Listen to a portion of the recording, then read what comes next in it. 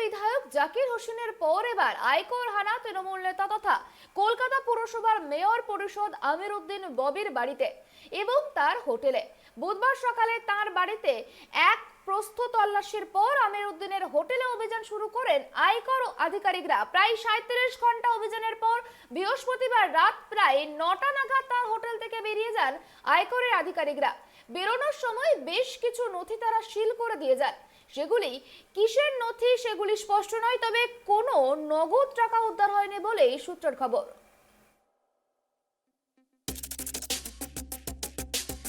কলকাতা পুর নিগমের মেয়র পরিষদ তথা তৃণমূল নেতা আমির উদ্দিন ববির হোটেলে বুধবার থেকে শুরু হয়েছিল আয়কর দপ্তরের অভিযান। রাতভর চলে অভিযান। বৃহস্পতিবারও ঘন্টার পর ঘন্টা ধরে অভিযান চালানোর পর অবশেষে হোটেল থেকে বেরোলেন আয়কর দপ্তরের আধিকারিকরা। টানা প্রায় 37 ঘন্টা ধরে চলে অভিযান। বেশ কিছু নথি সিল করতে দেখা গিয়েছে আয়কর আধিকারিকদের, তবে সেই নথিগুলি কিসের এখনো সেই বিষয়টি স্পষ্ট নয়।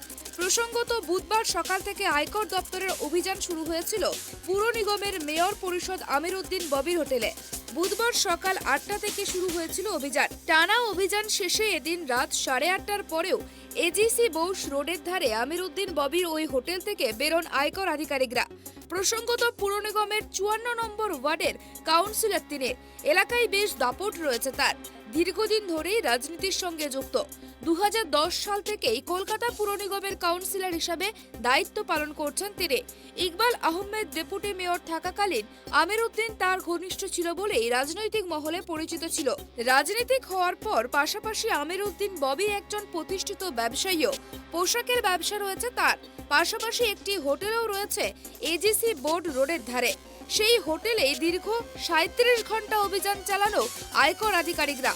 প্রসঙ্গত, এই আয়কর আধিকারিকদের হানার বিষয়ে আধিকারিকদের তরফ থেকে বা মেয়র পরিষদের তরফ থেকে সংবাদ মাধ্যমের সামনে কোনো মন্তব্য এখনো মেলেনি। তবে সূত্রের খবর, আমির উদ্দিন ববি তার ঘনিষ্ঠ মহলে জানিয়েছেন তার আয়কর সংক্রান্ত ক্ষেত্রে কোনো সমস্যা হওয়ার কথা নয়।